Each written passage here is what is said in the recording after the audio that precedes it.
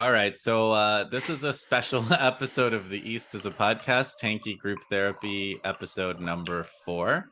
We've managed to do this East is a Podcast without the host of East is a Podcast. Sina ducked out at the absolute last minute in a Classic Sina. brilliant entrepreneurial move.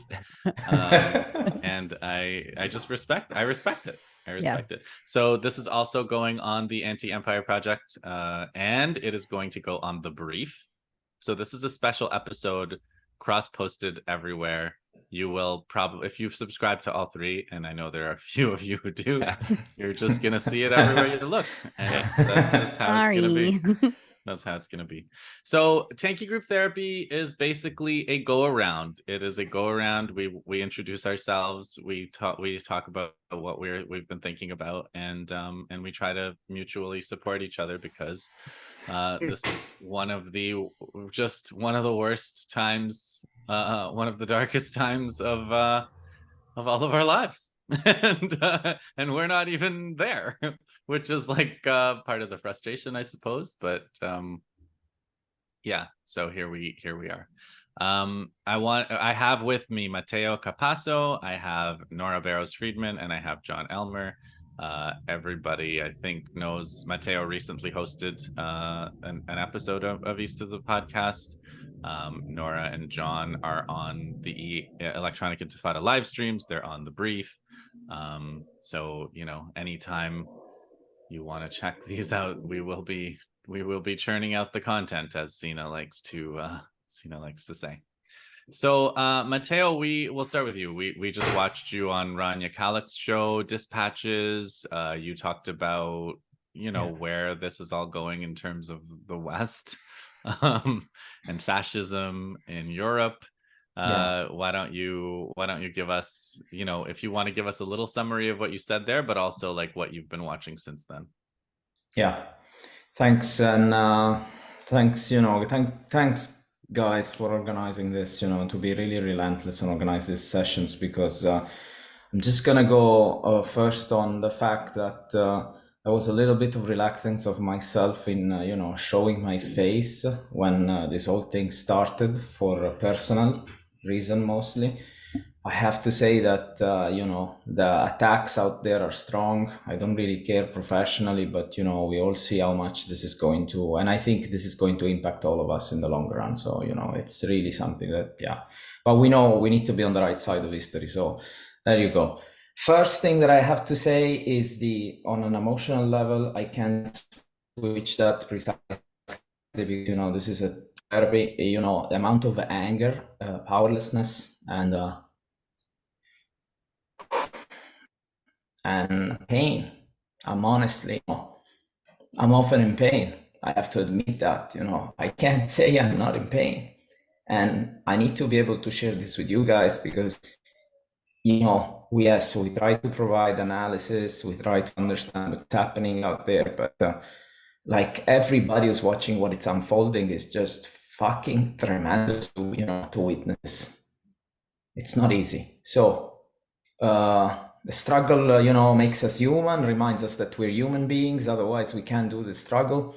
And on the basis of that, just a quick summary of what I did with Rania on Dispatches, on the interview. I think that the main message that I was trying to get across is that, and what I'm seeing, especially in the context in which I'm operating, which is Europe and Italy, and I know partly the US, having a lot of comrades, that people forget the centrality of Israel and the Zionist entity to imperialism. So basically reminding ourselves how much the Palestinians have struck a direct blow to a key cog into imperialism. And so this is not about one state, two states, three states, four states. It goes way beyond the question of it's not only about national liberation of Palestine, but it's also how much the Palestinians are facing an imperialist structure in this battle. And that, to me, is key, because for everybody who's trying to understand and wants to take a principled political position on this, you really need to find out, why are we sending all this money, us Western governments to Israel. Why are they getting free healthcare, for example, and we don't? This is the case of the US, or and this is so I think this is where history can guide us. This is where we really need this kind of materialist analysis to tell us, okay, let's look at the region. This is not just about oil. This is about de-developing the region, and at the same time making sure you can control the flow of oil and all the rest. And each region in the world has undergone different, changes in order to this imperialist project. And we got Gladio in Europe. Anything that was just wiped off. Whereas when you look at the region, Israel has this uniqueness, and this is why we're seeing so much this kind of genocidal drive to kill everybody. It's ethnic cleansing, but it's not something unique to Israel. It's the history of the West, and this is again group therapy. Why do you go to therapy? Because you have to rethink through. You have to think about your own past. You have to think about where you're coming from. So there you go. For me, that was a kind of, it's not like I'm unveiling the truth, I'm giving this massive conspiracy, but once you start putting these pieces into a narrative and you try to make an analysis that can guide you somewhere. So that was the main, and what I've been looking so far was actually been watching John and I've been looking at Scott Ritter analysis, because it's always important to, this is something that I really struggled, and I also, I would like to hear your cuts on this, is trying to maintain a balance between, the battlefield, the military analysis, and how much this carnage can really be kept outside of that analysis. Because sometimes I'm like, yeah, the resistance is working, it's doing something there. There is a battlefield, they're not controlling, but they're killing. That is something I really struggle. Well, thank you for sharing. Thank you. So I do have a few things that I can get out of that. And, the balance between the carnage and the military analysis, I think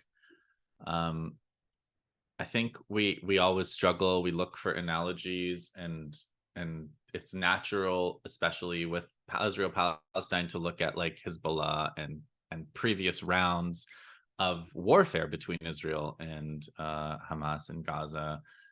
You always look to the immediate past, but like as this goes on longer, I'm starting to think of Vietnam. I'm starting to think of Algeria.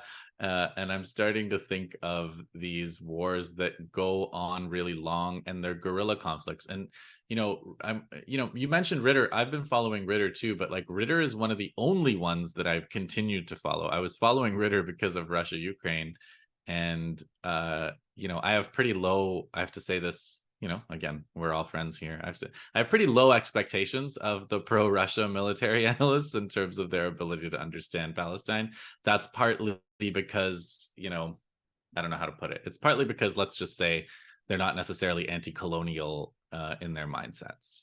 Just because you're it's a conflict ultimately between two European countries, and there are people who, think of Russia not as part of the global South. and I don't need to say too much more about it, but Ritter has been, I think, really clear, and he's been very he wrote this piece where he said, why I don't stand with Israel and never will again, and he's been getting more and more strong. And I also think that so there's the ideological side, but there's also the fact that this is a guerrilla war. And, Russia, Ukraine, you can talk about where the lines are on the map, who has more firepower, who can bring more specific firepower to bear at a specific time. You can talk about, armored advances and taking key points on the map, who has the high ground here if they take this village and they get this salient. I mean, this type of war has been going on in that type of terrain for this is where World War II was fought. This is where lots of World War I was fought. So but guerrilla war is different. We've lost Mateo. Hopefully he'll come back. Guerrilla war is different. You don't get guerrilla war by looking at lines on the map, and you don't get what's going on by looking at who controls what territory, and you can't understand who's winning based on firepower, and you can't understand who's winning based on even who's losing the most lives, because guerrilla war is asymmetric. Guerrilla war doesn't work the same way. So, when you look at the military situation as you would Russia, Ukraine, of course it's hopeless for the Palestinians. But like, by that logic, Vietnam shouldn't have won. By that logic, the Algerians shouldn't have won. By that logic, no guerrilla war. The Kenyans, the Mau Mau, shouldn't have won against Britain, and so on. The list goes on and on and on. So asymmetric guerrilla warfare is a thing. And then if you the other thing, Mateo, that I wanted to say was, in terms of like hanging on, I mentioned this. John and I were on Rob Rousseau's excellent Twitch the other day, and I said that one of my personal analytical premises is never to underestimate the other side, never to underestimate them in terms of intelligence or depravity. And the same goes for the resistance. Like, they do know what they have, and they know Israel better than we do. So just like, try to remember that they were not however, like, we might be surprised by the depravity, but they probably are not. They probably know what they're facing better than we do. So that's my reaction to you. You've missed most of it, Mateo, but hopefully you're back now, and you'll be able to listen to it after, and hopefully it'll comfort you a little bit. How about you, Nora? What are you? Where are you? Where are you in all this? Yeah, it's really overwhelming. Yeah, I mean, I'm with you when you say that it's never been this bad before, and I just and it keeps getting worse every day, and just the overwhelming number of unspeakable atrocities that Israel is committing hour by hour. It becomes not only difficult to keep track of, but kind of impossible to navigate, just emotionally as a human, like how to even process all of it. And like you said, we're not there. I don't have direct family there. We have a lot of friends and colleagues, but it's just unimaginable for people who do have family or who are there. And so yeah, like here in the US, I was talking about this with a friend yesterday, who was like, how do we, here in this country, like, everybody's off work and school for next week because it's, Thanksgiving holiday, and people are running around talking about, what are you doing for Thanksgiving? And my friend was saying, like, every time someone asks me that question, I just want to like stick a gun in my mouth. Like, how are we even functioning? How are people even talking about this when we are witnessing a relentless genocide taking place with no let up? I mean, it's unrelenting how savage the Israeli army is operating. And here we are, like, taking our kids to soccer practice, and I don't know. So I'm dealing with, I don't think it's not fatigue in any way. I think that what's keeping me going is just pure rage at this point. And I haven't even been able to feel the weight of the grief yet. I talked about that with my personal therapist, and she was concerned, but also like very understanding that, well, you haven't had time to like sit down and have a good cry. I'm like, yeah, no, there's no time. There's not even any like emotional space for me to do that.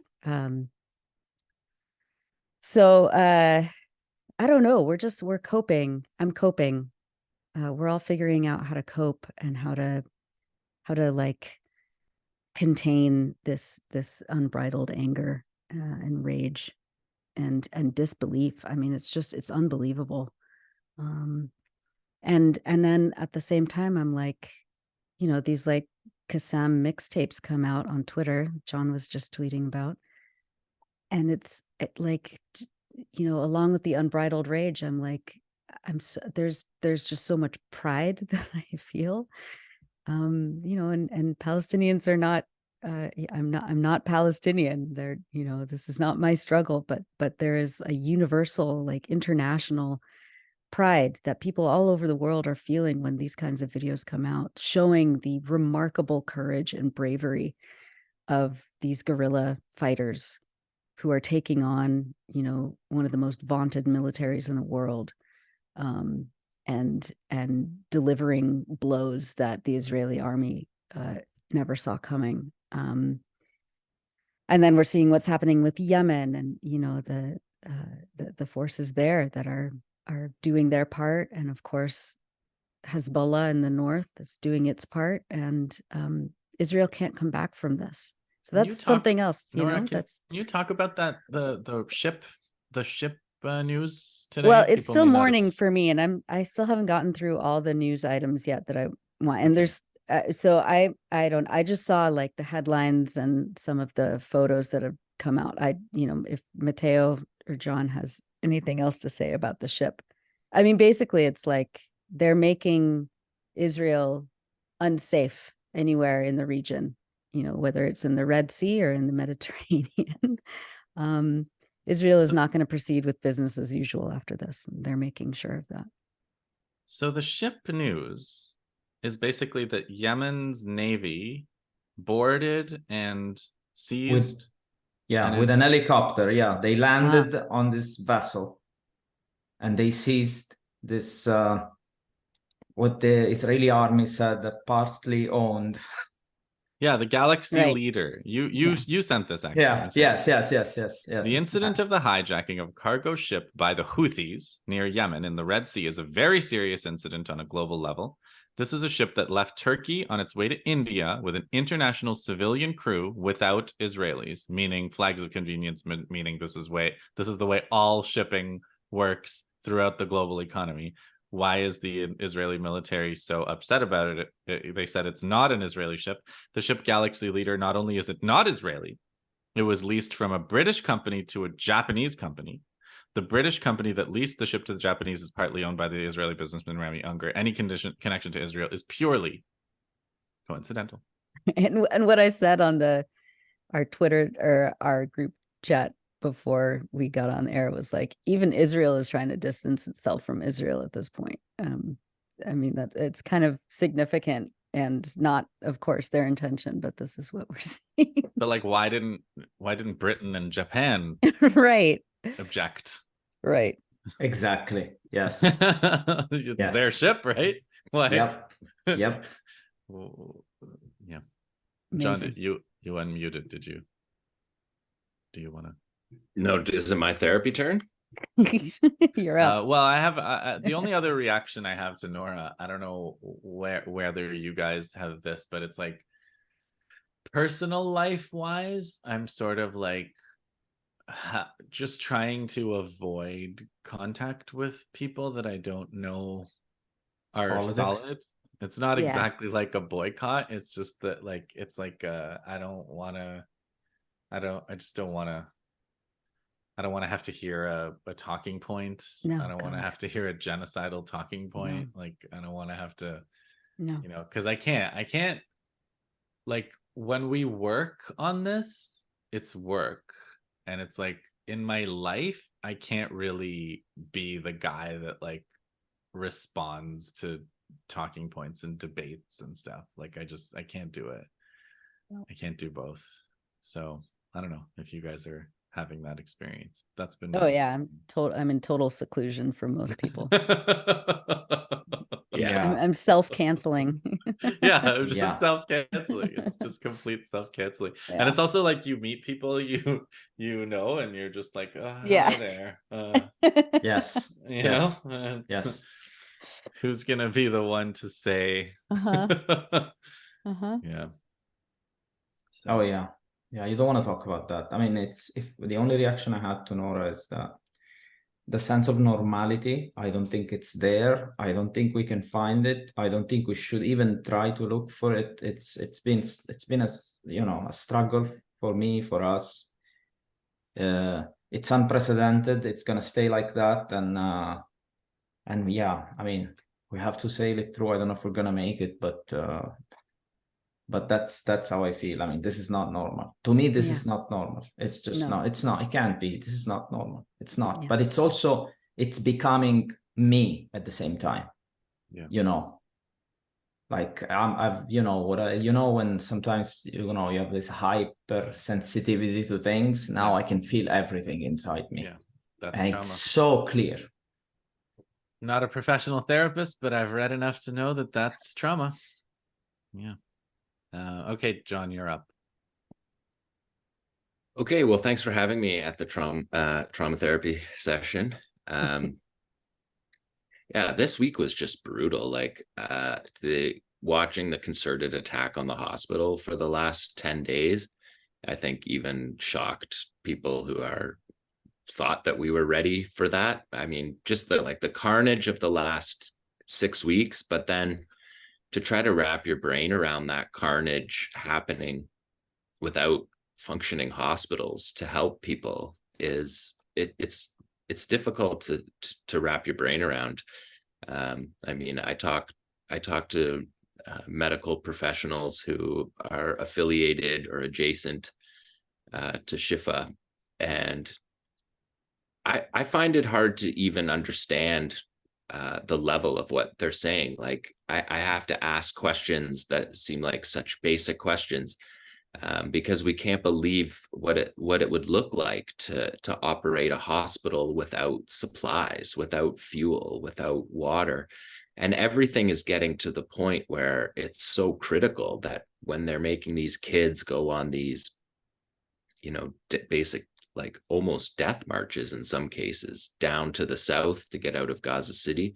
And you just think about kids not having eaten and drinking water, drunk water, drank water, had water, and then walking these incredible distances, like the minimum distance that you have to walk, and no cars, no vehicles are allowed. The minimum distance through the buffer zone is 5 kilometers. So if you just started at the buffer zone and left and stopped at the end of the buffer zone, which is of course not what anyone's doing, they're coming from further away than that, and they're walking further south than that. Just even that alone, because it's framed in the media as like a humanitarian pause, and it's kind of almost like your brain is schooled to think about it like this is a good thing, that people are able to leave is a good thing.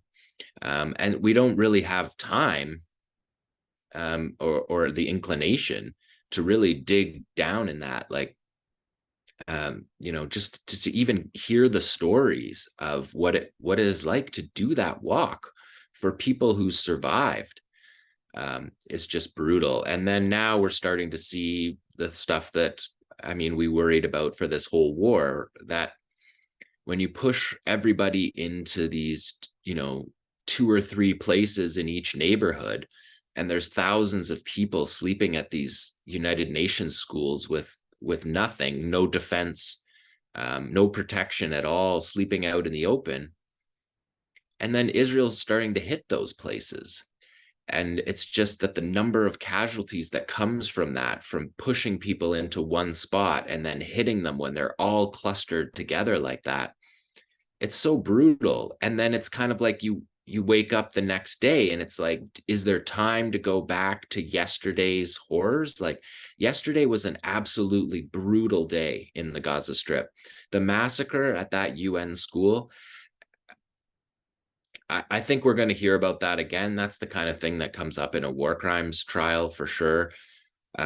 It's just so cowardly. It's so brutal. And to try to think about how people are existing in that, it's really, really difficult. I don't leave the house, so I haven't had to navigate any of that. The only way I know what day it is because I keep a log of all of the Qassam attacks. And so each day when it rolls over at midnight, I put the next day, what the day number of the war, what the day number of the ground war is. And I feel like that's my only connection to understanding one day to the next.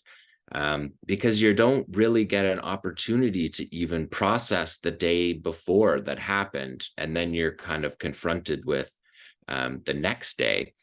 And the scale of all of this is unprecedented, as Matteo said. And that's part of the story here, is that it is unprecedented, that the scale is so enormous that there are too many stories to cover because there's too much happening. There's too many Israeli troops inside the Gaza Strip massacring people. There's too many concentrations of people.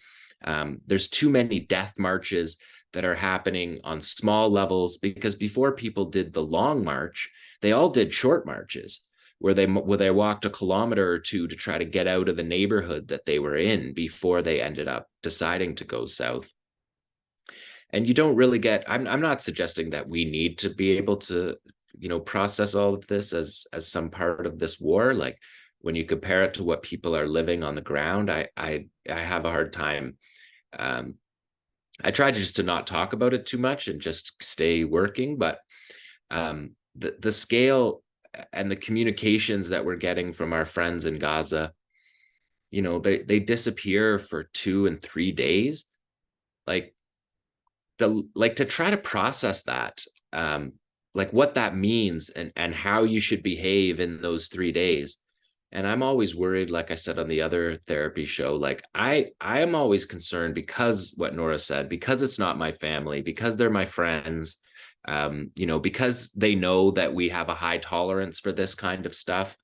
I'm not hassling my friends, constantly asking how they are, because I know every communication is precious. And I feel as though part of my responsibility of knowing that is to not ask them how they are. And so, you're constantly in this personal, dance between, like, if they just give me a thumbs up on their message, maybe I won't think for the next 72 hours about all of the horror that might befell them. But then you see the footage of, like, everybody's phones hooked up to the last little bit of battery, so that they can communicate with their own families, because own families are all split up. Everybody had to split up. I mean, a lot of the reason people split up was because people didn't want to lose their entire family in one bomb. So the mom took the kids one way, and the father or grandparents take the kids the other way, because they don't all want to die in one spot. And they don't, I mean, honestly, they don't want to survive that. It's not so much that they don't all want to die together. They're terrified of being the only one that survives in a bombing. And a lot of what people are saying right now is like, I don't know what the word is, but like, fortunately they all died. Like, fortunately, there's not an 8-year-old kid who just lost their entire family, or a mother who just lost all of her kids and has to figure out how to walk by herself down to Rafah to figure out where she's going to live for the next. Where are people going to live for the next 6 months, 9 months? It's pouring rain. It's winter. There's nowhere for anyone to live. There's like this whole other horror that is coming, like the day after this, of like, they've wiped out, I don't know what the numbers are. We're basically trying to count from satellite footage, like what percentage of Gaza City is gone. Is it, it was 1/3 last week? Is it half now? You know, they've talked about they want to go to at least 2/3 of the city destroyed. And the main reason for that is because they're not going down in the tunnels. They have a standing order that they're not allowed to go down in the tunnels. So the only military objective of what they're doing is to drop the buildings on top of the tunnel entrances and hope that that solves the problem, because they have no intention of going down and fighting these fighters that they know are in the Gaza Strip. For all these civilian massacres that they've carried out, even the most exaggerated Israeli numbers, like let's just say their numbers are true, they haven't even claimed 3,000 dead fighters in this massacre of a war. So where's the 57,000 other fighters? Like, how are you going to claim victory over something when we know that there's a minimum of 60,000 fighters? Oh, You no, know? no, John. Seymour Hersh says there's only 20,000, and apparently they've mapped the tunnels, and it was 10,000 less, and it's a cakewalk. That was the last article that I saw. Yeah. I mean, there might be a time to talk about Seymour Hersh, just because it's interesting that he's basically just relaying Israeli sources and American sources. And it's so clear that the Israelis have no clue how this goes, right? Like his article a couple of days ago said Yahya Sinwar, who's the head of the Politburo of Hamas, but who was the founder of the Qassam Brigades. He's a fighter. He was in prison his whole life for being a fighter. He came out of prison and he merged the political Hamas movement with the Qassam Brigades, which is its source of strength. And Seymour Hersh said that that Sinwar was, after all this, after all these decades in jail, after all of this incredible October 7th action, that Seymour Hersh from the Israelis said that Sinwar was going to walk with the captives to Shifa and surrender at Shifa. Sure. I don't want to be the one to tell it to the Israelis, but Yahya Sinwar is not surrendering at Shifa. And none of these Qassam fighters who are 25 years old and have only lived the horror of this Israeli war, you think they're surrendering? I can't tell you how much they're not surrendering. No, but these are okay. So let me, because this is like where therapy meets strategy. And like Nora, you were talking about how you haven't had time to grieve. I kind of like it's been like the exact opposite for me, in the sense that like I was crying all the time at the beginning. It felt a little more fathomable at the beginning. So like I would think of the children, and I would look at my children, and I would lose my mind. And as it's gotten like to that aggregate numbers and absolutely unfathomable level, I've stopped trying to fathom it, and I'm just like, okay, limited room of maneuver, limited things we can do, let's absolutely focus on them. And so like obviously we're doing media. You guys talked to Kala Walsh from Palestine Action. I talked to Kala and Fergie from Palestine Action, and they had this focus where they were like, we have to go, everybody's direct action should be focused on Elbit Systems, the $10 billion flagship of the Israeli military industrial complex. And if all the global action around the world, these hundreds and hundreds of thousands of people all independently come up with ways to do that, then that will be like a really good focus. And like, so we have some ideas of what we can do here, and I'm gonna do them. And then it's like watching what the armed resistance is doing, and trying to understand the logic of guerrilla war. And so like, on the other hand, the last thing I wanted to say, because John, you were talking about cowardice, and like the last 10 days were hard in terms of carnage, but the last 10 days were incredible in terms of cowardice. And it's like, I don't know what kind of army displays cowardice so proudly for the whole world, and I don't know what I don't know what is happening. Like, I keep saying this, like, I don't know what they're doing. I don't know what Canada is doing. I don't know what the Americans are doing. Like, I don't know what they're doing. Did you guys see that, like, big buff guy at the blackboard of a classroom Ugh. smashing the children's, like, spelling bee certificates? Like, I did see that. Yeah. what are they doing? Why Yeah. would that be a thing?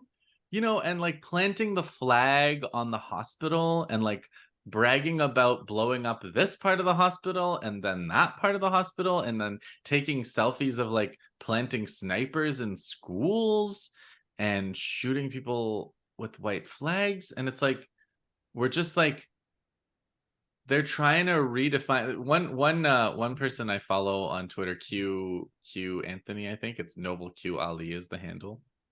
And he was like, I feel like this is like a war on the meaning of words. Like, it's a war on like, it's like a direct attack on your brain, because it's like, this is military action, this is military victory, this is how a military campaign is prosecuted. And so but strategically speaking, right, the US is shipping, there's like so many shipments. I think, John, you mentioned in the live streams, like the amount of ammunition. It's like these 50,000 more artillery shells, you know, however many more missiles, however many more bombs.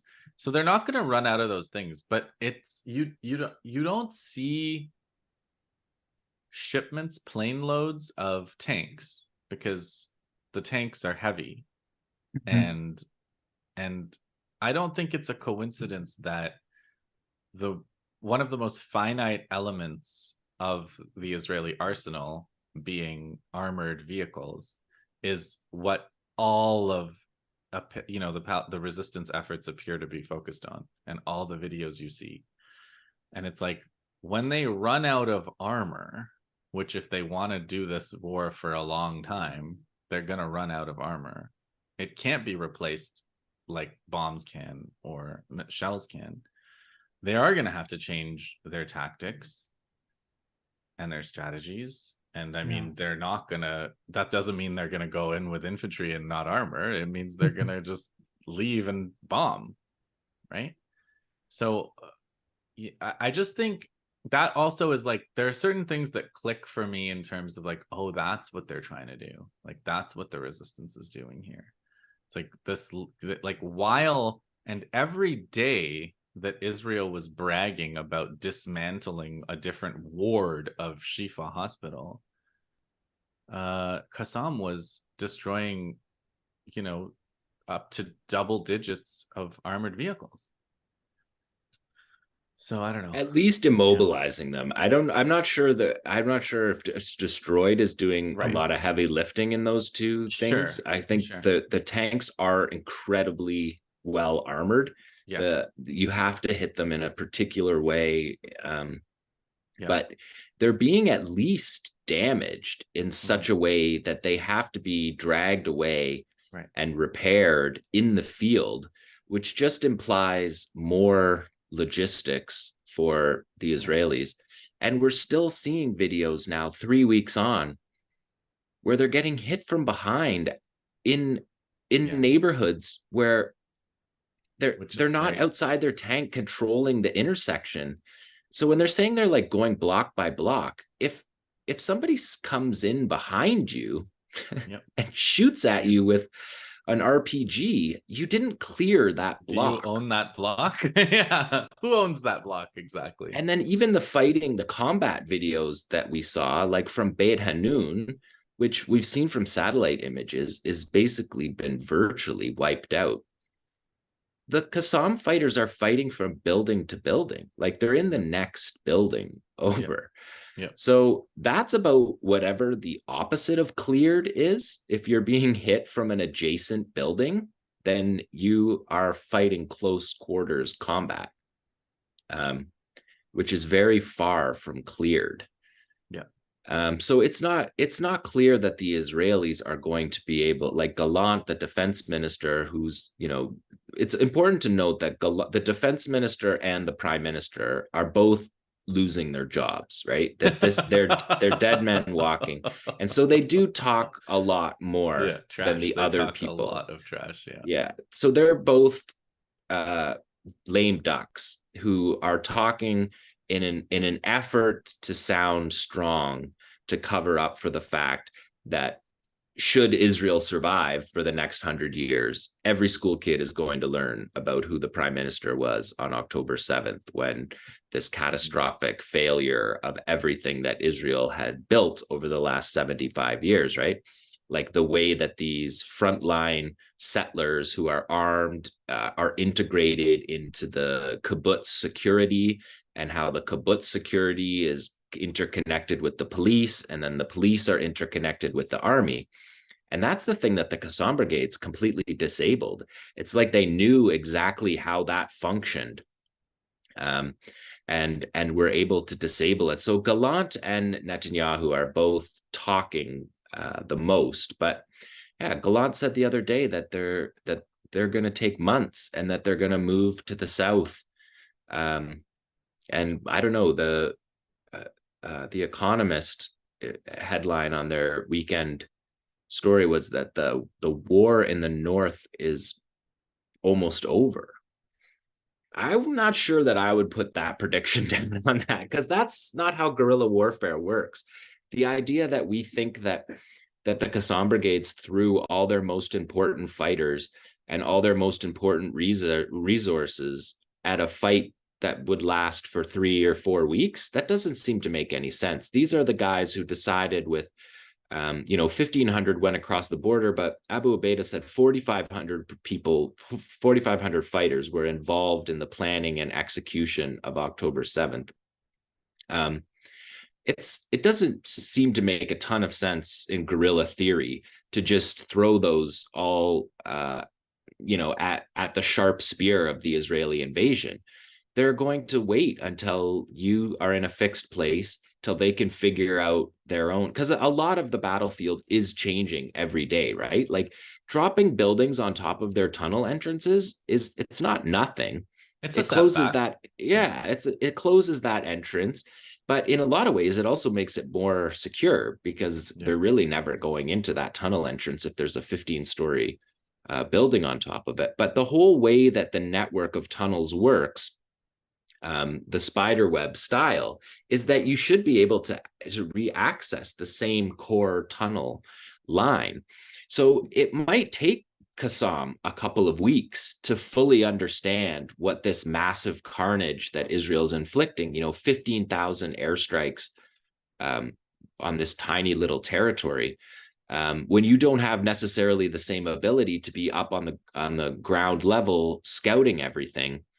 It serves that it would take a little bit of time for them to, have the tunnel network work to their favor and hit these fixed Israeli positions. But you have to imagine that part of the war is coming.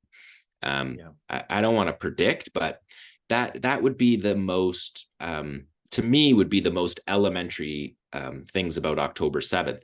You don't launch that attack on October 7th if you only think you can fight for 3 weeks. Exactly. You would wait one more year until you could fight for many weeks. And if we don't want to use the number 60,000, like 60,000 fighters is the number that I've been using, because I think we can be confident that there's 40,000 Qassam fighters.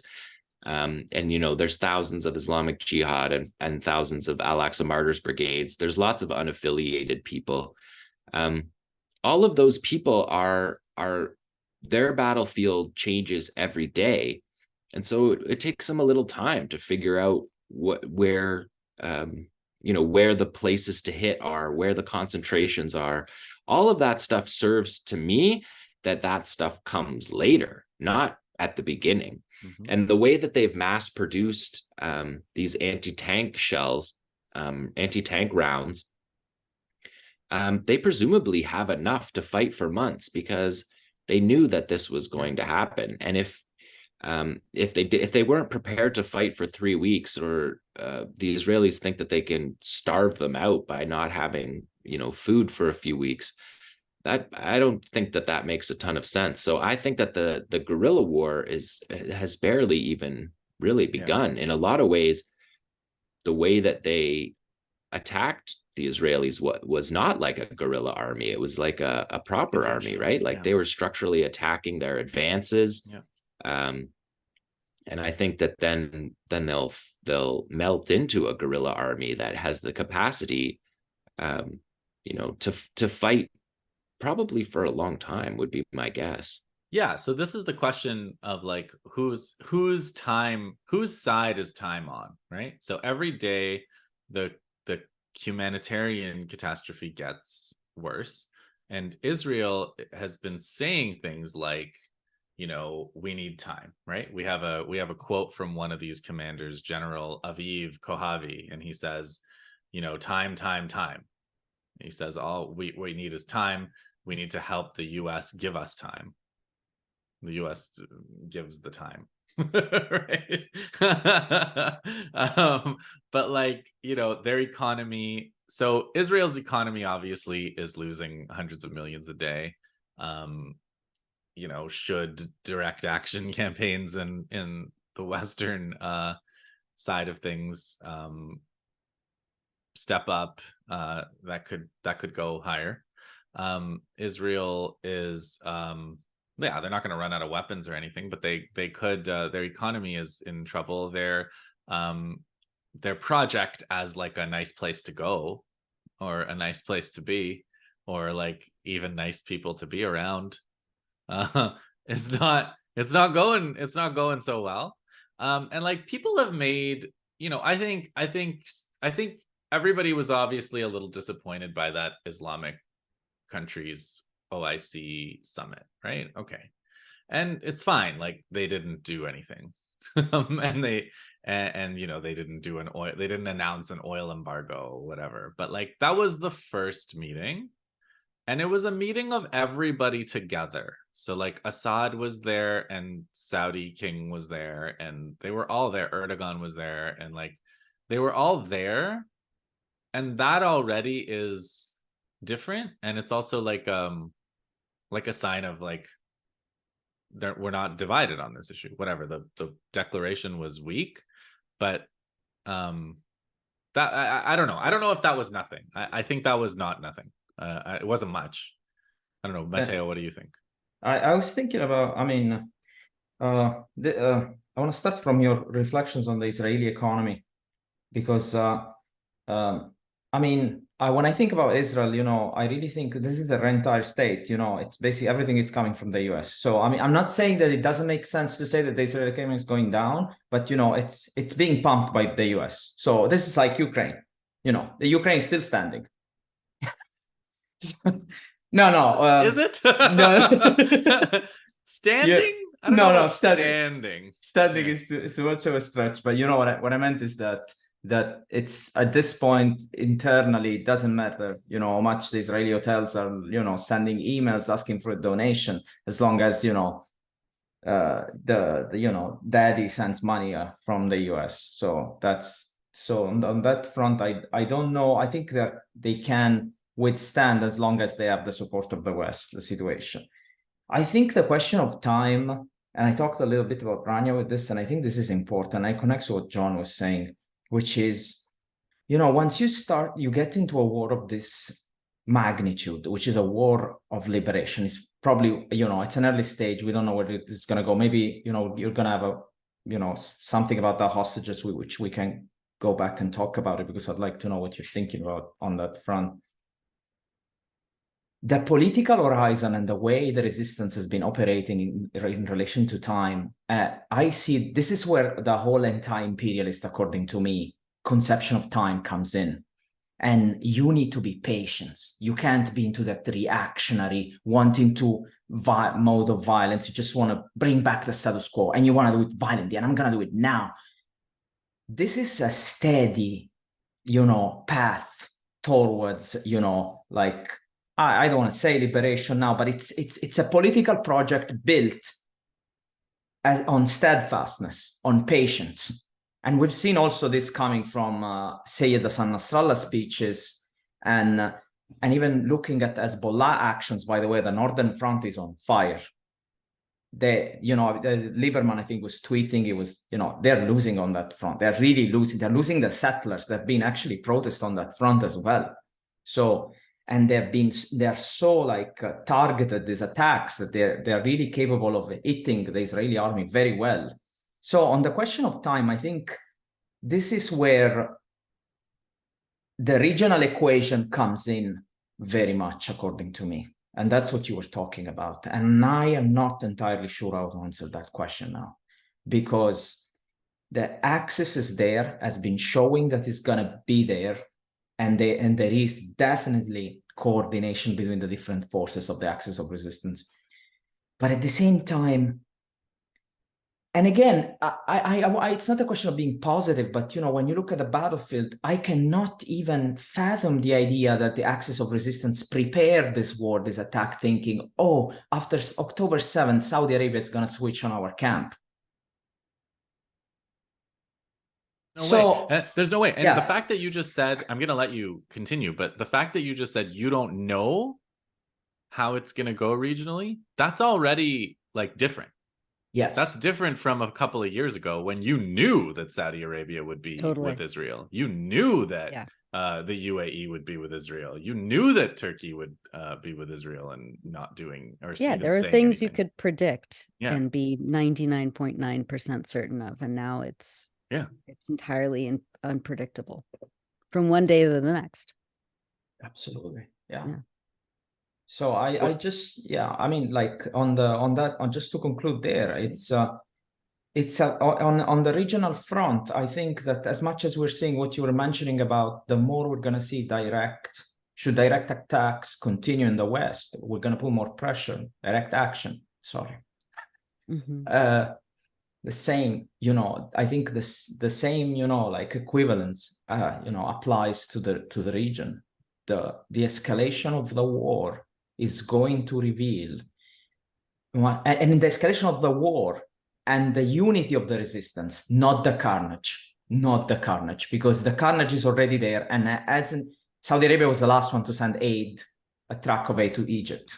So I don't think it's the carnage that's going to make a difference, but it's the unity of the forces in the battlefield, which will make them look at themselves, and probably also a push from below, if, inshallah, if that can take place. But that's the way I'm seeing. And I don't know, John, I want the question to you, if at some point you heard about this establishment of a field hospital by Jordan in Nablus in relation to what it's happening in the West Bank.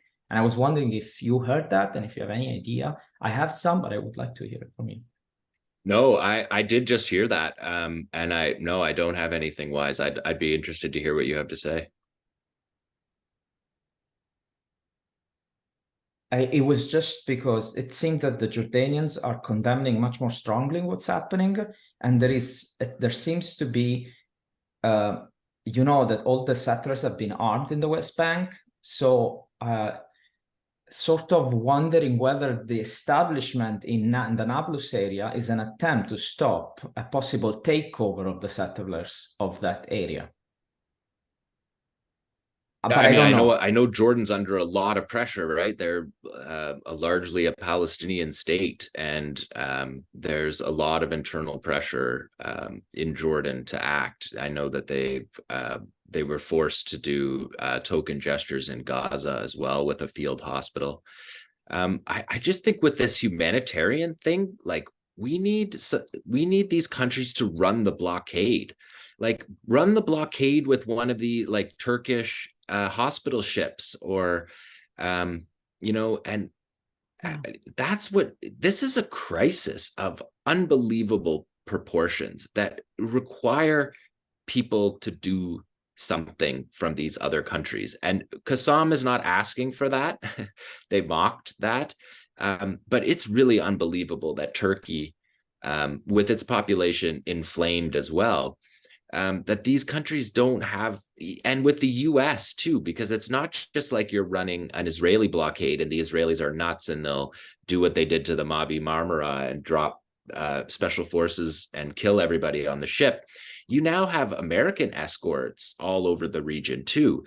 So America's got to be involved in this. If Turkey, a NATO ally, said that they showed a ship being loaded in a port in Turkey, put a humanitarian flag on it, had unarmed people on the ship, and floated the ship towards the Gaza coast.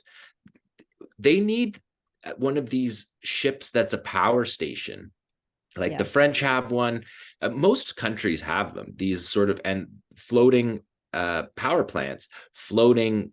I mean, that's the thing. People need power in Gaza. They need fuel and they need power. They need to turn on the basic hygiene supplies as the bare minimum, or people are going to start dying from diseases and stuff that's like 100 years old, right? That should have been in a modern. Did you guys see the Israeli, what's his name, Giora Island, a general who said, the international community warns of a humanitarian catastrophe and severe epidemics. We must not shy away from it. After all, severe epidemics in the south of the Strip will hasten victory. Yeah, I mean, they're open about it. That's where they're at. This is like genocide intent 101. I mean, they're welcoming the, I mean, this has been their policy for decades, right? So-called bombing Gaza back to the Stone Age. They're doing it. Yeah. People are dying of easily treated skin infections now. Hospitals, intensive care units are now, because they've been not only like taken offline, there's no electricity, no water, no antibiotics, but they've been bombed and doctors have been sniped. These major medical centers are now running as like basic first aid clinics, because that's all they have. I just, I mean, so Israel is, their intention over the last 100 years has been of ethnic cleansing, to ethnically cleanse as much as possible. I mean, we saw this during the Nakba, we saw this before the Nakba, we saw, for every year, every hour since.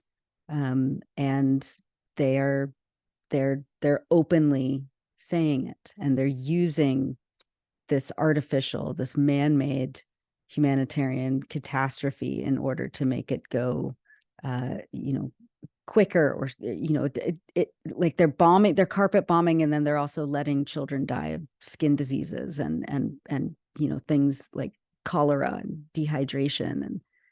And it's so depraved. It's so depraved. And they're trying to either kill people or push them out to the Sinai, which I don't think is actually going to happen. I mean, Egypt. Yeah. And then what? I mean, and then what? Exactly. Egypt's not going to take them. No. Yeah. Egypt would face an incredible internal political crisis. Did you see about that tent on the tent city on the coast? That idea? Oh, yes. They're going to build an artificial island off Gaza. Yeah. These people are psychotic. This is one of the, I mean, we can move towards wrapping up and meeting again in a week or two, but what I wanted to say was, like, open-ended exterminist regimes, we know Nazi Germany, there's a kind of like American history, US history of warfare against indigenous nations is basically like genocidal warfare to get them to sign their land, right? Get them to sign on the dotted line, do everything, burn their, mass murder, kill children, burn their fields, lots of burning of crops. That's one of the, main American way of war. There's a book, The First Way of War, that I always go back to, by Grenier. But like, until you get them to sign their land away, or you're trying to get them to surrender, the way that you get them to surrender is through the maximally depraved warfare. But then there's the Nazis and there's the Israelis now, where they're like, we're not accepting surrender. We don't even want you to surrender. We have no real thing that we want from you. We're just going to keep killing until we're stopped somehow. And the thing about that is that you cannot win. That is not a winning mentality. That is we're going until we're stopped mentality. So like it's like right now there isn't a coalition that is capable of stopping them short term, but they're making it very clear that they're not going to stop until they're stopped. So everybody in the world, everybody in the region, everybody is thinking, how can we stop them? You have billions of people thinking that right now. You have billions of people in the world thinking, how can we stop Israel? And like sooner or later, we're going to figure it out. So especially if the commitment on Israel's part is to go until they're stopped. So Yeah, that's it's their not a only comfort. exit strategy at this point. It's not a comfort. Like they're doing what they know how to do, which is only these things. And they can't win. It's not because they've set themselves an objectives that cannot be fulfilled. And I don't know how. We have some idea and on the timeline that we're on of how that is, could come about, but like they cannot win this. No. Let's just am I muted? No. Let me just say that there's Matteo said it, the north is on fire. The resistance is escalating daily in the north. The north of the West Bank is also on fire. There's armed struggle in Tubas, Tulkarm, Nablus, Balata, Jenin, constantly, like all day long, all night long, gunfight type stuff, like from the Intifada. We would easily be calling what's happening in the West Bank an Intifada at any other time. Ansar Allah, if they want to join the war the way that they're joining this, downing American Reaper drones, attacking Israel with ballistic missiles and taking their ships off their coast. This is a multi-front war, and all of those fronts, like the Ansar Allah, the Houthis, they want in. They want in. They want to fight this war, and I think that that just presents something for Israel that I don't think that we've confronted before. And I think the Israelis know that. Like Netanyahu said yesterday, that they need to do this humanitarian pause to keep their international allies on board. Yeah. Right. So you don't actually see Qassam ever say that. Oh, we have to do this thing that we don't want to do because we have to keep our patron. Like, no, that's a very Israeli thing. And the Israelis are supposed to be in the empire. They're supposed to be the thing that is the sharp end of the spear for the empire. A source of it. They're not supposed to be a liability. A sink. A sink of power. Yeah. Yes. And there's a couple that makes me think of a couple of things. One is it's one thing to be like, hey, Egypt, hey, Jordan, stand down. We've got tons of leverage on you. God knows what, aid and finances and IMF and, the ability to overthrow you, etc. Fine. But like when they're asking, and the PA too, right? The PA in the West Bank, the Palestinian Authority. But when they're asking them now to like, so suppose Ansar Allah recruits 15,000 fighters and they're trying to infiltrate somehow. Now you're going to ask Egypt to stop them. How hard is Egypt going to try to stop them? How hard is Jordan going to try to stop them? You're not asking them to sit back and watch and let something happen. You're asking them to do something for you, to make sacrifices for you. That's another level that Israel would be asking for. What's in it? What's in it for Egypt then? Right. What's in it for them to do that? These are things. Israel's leverage is quickly fading, I think, across the region. Yeah, it is. I mean, look at what they're asking is just it's too much. Also, I mean, what they're asking to the US public, it's becoming too much. To the Western public, is becoming too much. And I am sorry, I'm going to say this, but they are also laying the ground, unfortunately, in the way they're playing with the Holocaust memory and anti-Semitism. They're making huge damages that they will stay in our societies as well, you know, like it's really, because, you know, there it doesn't make any sense, you know, to have a genocide being perpetrated under this terms, you know, like, why are you doing that? I mean, people can see this. And the pro-Israel organizations in these countries are just lying and smearing and trying to get people fired and trying to get children in danger in high schools. In the name of quote, all Jewish people. I mean, it's so insidious. They've conflated, you know, Judaism and Zionism. And now we're all dealing with the effects of this conflation of Judaism and Zionism. And it is terrifying. First and foremost for the Palestinians, but it's going to have generational effects all around the world. I think Judaism, I think Jews are going to like make a complete break with Zionism and just be like, these are two different concepts. And I mean, we don't want anything to do with them. Yeah. I mean, I see that rift widening for that's sure. Where it's going to at least in the last 5 weeks. Absolutely. Yeah. I think that's where very, things have very to go. long overdue. I mean, we're 130 years overdue for that. It's just, they just, it's time. And that's past time.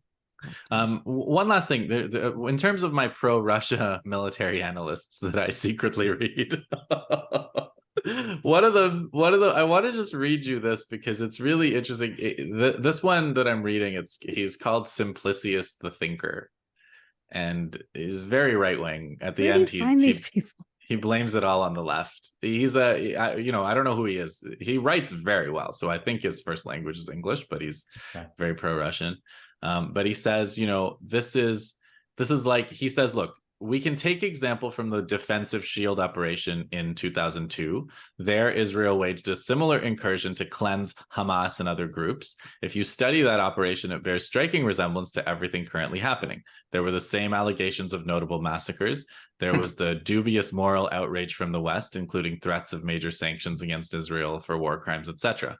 The difference is, back then, they used a small force of 20,000. This time, Israel mobilized everyone in a truly apocalyptic show that appears designed to convey that they are going all the way. In reality, the mass mobilization of reservists could never have been about Hamas or Gaza.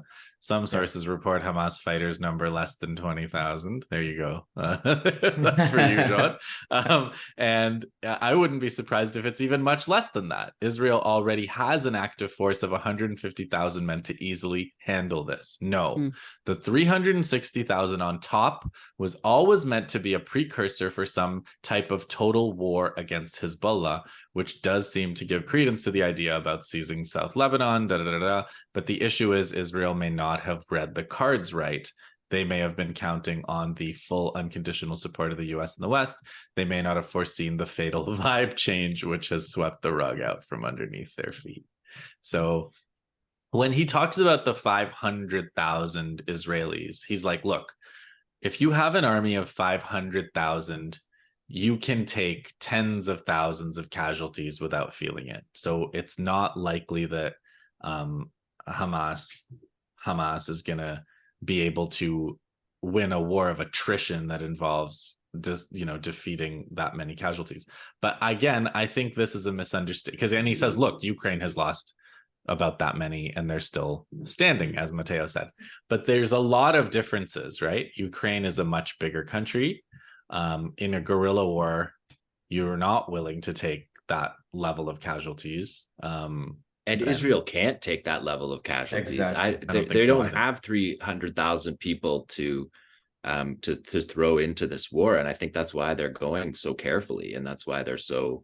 And each of their wars always end in spectacular troop deaths, right? Like that's how Lebanon, when they downed the helicopter in Lebanon and like they lost however many people it was like, we can't take this anymore. And that's basically in 2000 when they left South Lebanon. They left so fast. They left their computers plugged in and their helmets hung up, and they just were like, no, we're out. And they ran away. And then at the end of the Operation Defensive Shield in 2002. That was the reoccupation of the West Bank when they destroyed Jenin, and they said that they had destroyed Islamic Jihad out of Jenin. And then right after that, there was the two most deadly, the two best planned, if you could put it that way, resistance operations that happened in the Second Intifada. Both emanated from Jenin. Car bomb. One was a car bomb that targeted a bus full of Israeli soldiers, and the other one was a car bomb that literally, at that point in the Intifada, they were escorting buses of soldiers with police cars, and they attacked the bus through the police cordon. And at that time, the Israelis had said, like, we defeated, Jenin was looked like a moonscape. And they said, we defeated the resistance. They had arrested people in the Jenin camp. It looked like a surrender, but it just never is. That's just never the way that it works. And the idea that the Israelis can turn around, and even if they do win this war, like, their settlers don't want to live in the north. No. Their settlers don't want to live on the border with Gaza right now. People aren't like, oh, let's go on a vacation to Israel right now. A lot of Israelis are polishing up their second passports and stuff. Like, I don't think Israel does have a ton of time, and like, it makes me think of that Taliban they have the watches. quote, you guys have the watches, but we have the time. It feels like I think that there's this humanitarian pause, prisoner exchange thing that seems to be moving forward right now. That I think that it sounds like Netanyahu's saying, like, we had to do this. We didn't even want to do this exchange. But the Americans are basically saying, like, you have to do it. You have to make it at least look like you're trying to get your people back. Yeah. But plus, Justin, I mean, I was thinking about what you were saying before about the war with Hezbollah. I mean, if we go through, if we go about this with a rational calculus, I mean, of the U.S. administration, I think the war with Hezbollah is a mistake. I would go directly. I'd say no, but I would go directly to the source. I would actually bomb Iran. If the U.S. gets into the war, if it needs to get to the war, like in this, Ritter's commented on this too. There's no campaign, there's no US military campaign that can defeat Iran. There's no plan on any book anywhere written up for beating Iran. He's just like, they're not gonna let us. He's like, if the blueprint was Iraq, everyone in the region let us gather all of our forces over a period of months. They're gonna be launching missiles continuously while we try to build it up. We're gonna try to take their ports under that kind of fire. Then we cross mountains, like to get to Tehran on the ground. Like, it's not. It's not. And Iran, like, again, like Afghanistan, Iraq, when the U.S. attacked them, they had populations of like 20 million people, and I don't think they can do, like, Afghanistan today has 40. I don't even know that they could. I don't even think they could do it today to Afghanistan. But like, to do it to Iran, which is I don't know how many hundreds. It's like 100 million plus. I'm gonna look it up right now. But yeah, there's no. It does make some sense that they would attack Iran before sparking the war with Hezbollah, because Hezbollah has the capacity, like, within a few minutes to make Israel a really miserable place. That I'm not sure that, like, I think it is possible that they fought in Iran instead of fighting in the hills of South Lebanon. Like, if you're talking about where the Americans strike from their aircraft carrier strike groups, I don't know if they want to spark a war with Hezbollah, which is, I think, part of the reason. Also, just if we're talking about therapy, like, there is this point of this therapy where we do talk to each other saying, like, what are they waiting for? Like, what is the line? Yes. Sorry, John. Yeah. Yeah, but what does that line look like? And I'm not trying to start World War III here, but No, but if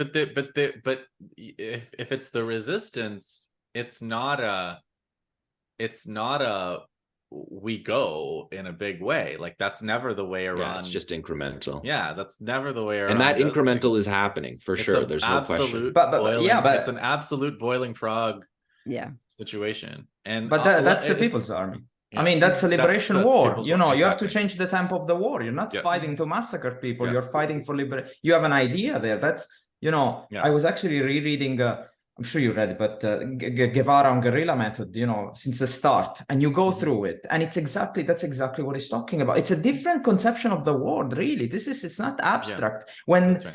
When Abu Ubaidah goes and says, we're not afraid of death, and you are so attached to life, yeah, that is what this is all about. It's time. It's completely different. We're fighting for a cause. We're not fighting to maintain an occupation, which you need it because you want to, you know, live under the privilege of imperialism. So it's I think this is where really the US is stuck. What I'm afraid is how much wreckage can the US bring to the world before he finally accepts that he needs to rethink its role internationally. When you look at that op-ed of, I mean, it hasn't been written by Biden, but No. Biden's earpiece. Biden sat down at the typewriter and clicked away. America needs to lead us. Like a Biden with Blinken. Like half sentences is going off on Chat GPT. Write me an op-ed. Yes, Biden. that's probably literally what happened. Absolutely. Oh, yeah. God, All right. bleak. Anyone else wanna sum up before we adjourn? Time's up. Isn't that what we say? 50 minutes. It's been more than 50 minutes. No, I think we did a good job. I do think that there is a show about the prisoner exchange that is coming. Like not the one that's going to happen in the next couple of days, but the one that actually involves like potentially releasing some of the most important guerrilla fighters and leaders of the Palestinian movement that are in prison right now. I feel like, and there's also an October 7th show that I think that we do, because October 7th really did get sort of snowed under by everything that happened since, and it's been such an important, and it will be such an important moment to study in history. I think that we owe people an October 7th at some point. Yeah, we'll do it. We certainly have the knowledge, so. And lots of evidence, like just keep surfacing. Oh fuck. Okay, so let's go around where you can find everybody's work if people are listening and aren't regular listeners. Why don't you start, Justin? Okay, so Anti-Empire Project, wherever you get your podcasts, justinpador.substack.com is the Substack. I'll be dribbling out more writing there probably every, I don't know, less than every 10 days. There'll be something. That's me. Matteo should go next. Well, you know, I guess you guys are going to tag me somehow, somewhere on Twitter. So come here. Somewhere. And we're gonna have Matteo on the EI live stream. Yeah. Where you find Sina, where you find us, you'll find Matteo too. And then Nora and John, I don't know whether you want to do it for both or. You can find us at the Electronic Intifada, electronicintifada.net, on YouTube, on Twitter at Intifada, Instagram, Electronic Intifada. Like we're everywhere. Can't miss us. And also at the briefpodcast.com. And we do those live streams. So we're doing, I don't know how quickly we're going to get this show out, but we do live streams for sure Mondays, usually then Monday, Wednesday, or Monday, Thursday.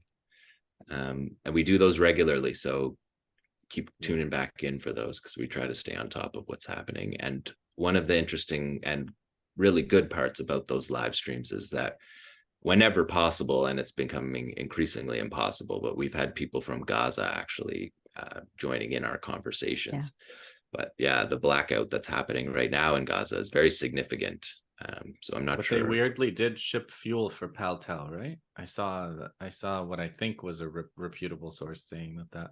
Yeah, so they needed to give fuel because the trucks, they couldn't drive the trucks down to pick up the token amount of aid that's coming in. So they actually had to release some fuel to fuel the trucks that will come and pick up the aid.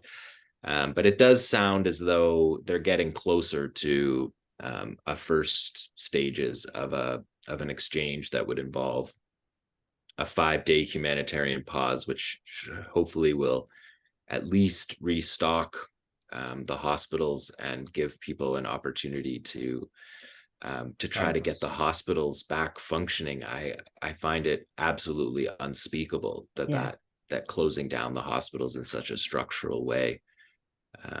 So hopefully that'll be at least part of that exchange. And Qassam has been trying to hand over these prisoners since the beginning. So I don't see Netanyahu's probably been trying to kill them since the beginning. By the way, did Abu Baida said yesterday that they lost contact with a group of people that were holding some of the hostages? Because that's right. Yeah. I mean, I think they're losing contact sometimes with people that are in these tunnels, and if the tunnels collapse. But one of the things about, and we know this from the 2014 war, is that you can still live in the tunnels, and also the Palestinians dig the tunnels as this is happening. So there's, and that's one of the beauties of Gaza, is that it's a sandy clay that allows for that kind of like actually to try to dig yourself out of the situation. But yeah, they're losing contact with the captives, because the captives are all in Gaza City being subjected to this relentless bombing. And then the other thing was that they found, Israel tried to make a big deal about how they found one of the injured people that was taken. They found their body at Shifa Hospital, which is like, they took your people to the hospital. Like, that's right. They found evidence the captives were at the hospital. Like, the injured ones. They treat injured people at hospitals. Well, that's more of like rewriting the rules of logic and reason and the meanings of words. But well, I'm sure we'll come back to that another time too. Seems to be a recurring theme. All right, I'll stop there. Thanks, everyone. Thanks.